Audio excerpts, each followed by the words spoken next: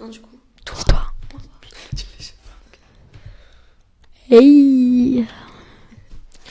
Eh bien salut à tous, c'est bien la Team Yeti aujourd'hui avec Loïs, Brian, Oriane et Julien. Donc aujourd'hui on essaye pour la première fois en direct sur Facebook. Donc nous allons directement commencer avec Loïs qui va nous parler de FIFA 18. Alors oui Ethan, alors aujourd'hui je vais parler de FIFA 18. Alors il est sorti récemment déjà et de nombreux gens partagent leurs vidéos sur YouTube par exemple pour parler du jeu. Et donc, du coup, alors il est sorti récemment comme je vous ai dit. Et alors dans le jeu, qu'est-ce qui a changé?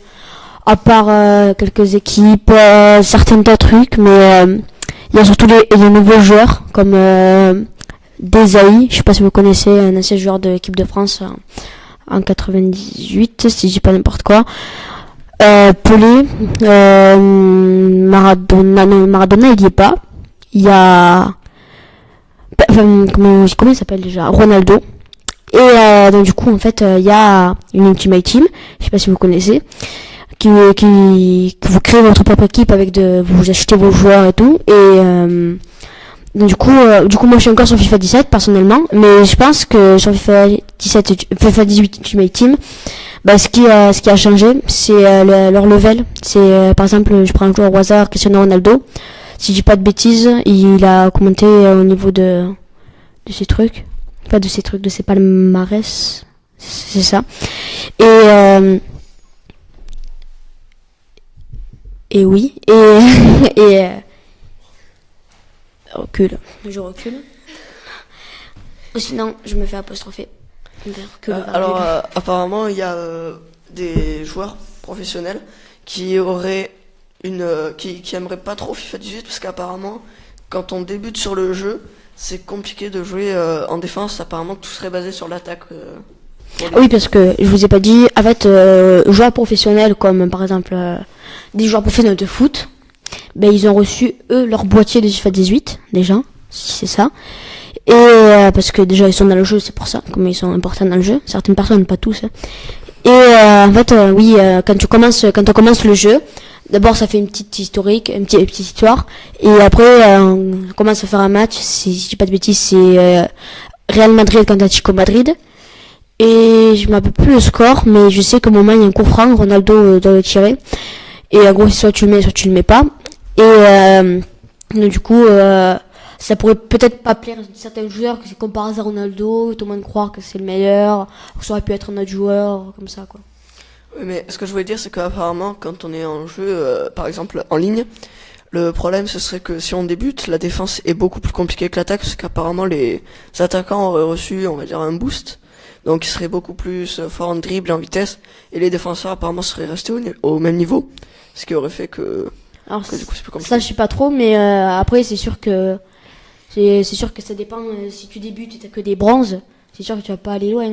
Mais après si tu débutes, tu commences à acheter, t'as quelques argent, 1 or ou 2 or, tu vois.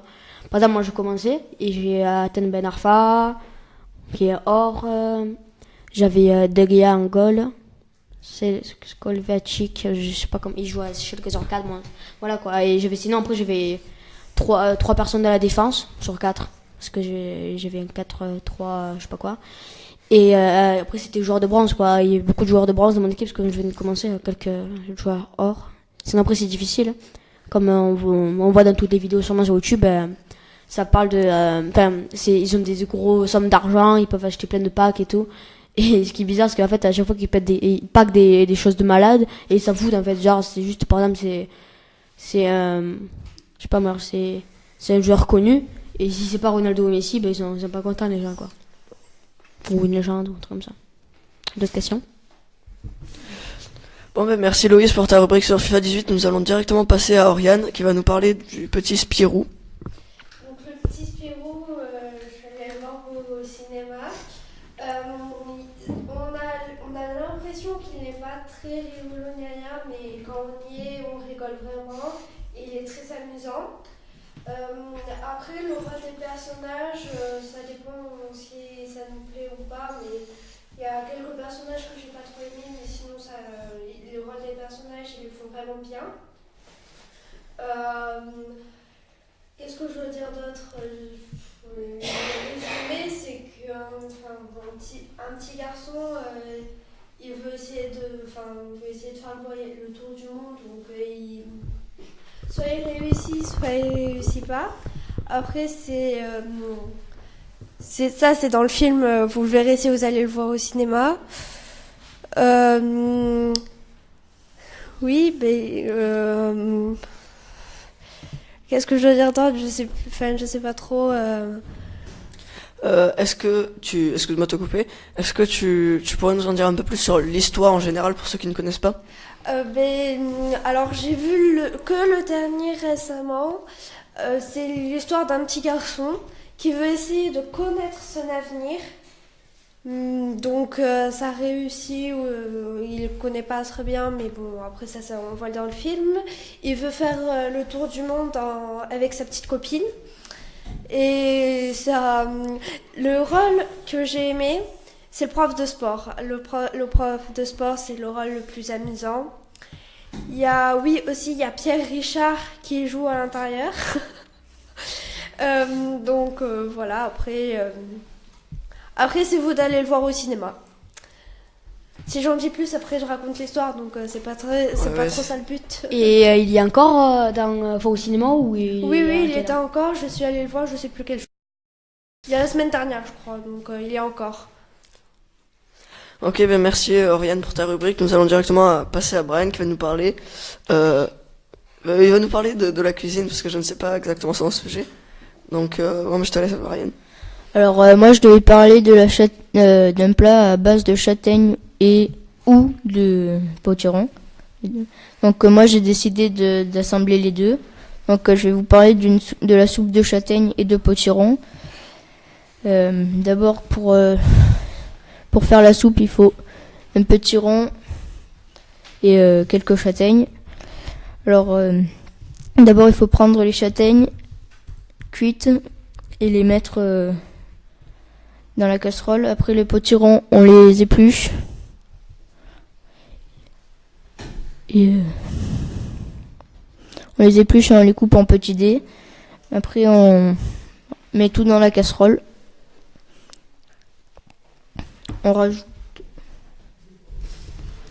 rajoute un peu d'eau pour faire le liquide. Et après, on a juste à mixer le tout et ça donnera la soupe. Après, on peut rajouter quelques herbes.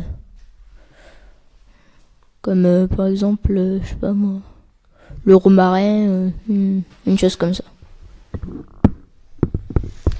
Toi, la châtaigne et le potiron, ça fait partie de tes ingrédients d'automne préférés ou pas? La châtaigne, oui, mais le potiron, je sais pas parce que je n'ai jamais goûté. Et pour Halloween, tu fais une lanterne dans une courge ou dans un potiron ou pas? Non. De base, c'est pas dans une courge ni dans un potiron, c'est dans une citrouille, quoi. C'est pas un peu pareil ça, potiron, citrouille et courge? Je crois que la citrouille c'est beaucoup plus gros que les potirons et je crois que la citrouille ça se mange moins que, enfin c'est moins mangé que le potiron et le potimarron, tout ça. D'accord. Bon, tout le monde a fait le tour de ces rubriques, donc je pense qu'on va s'arrêter là.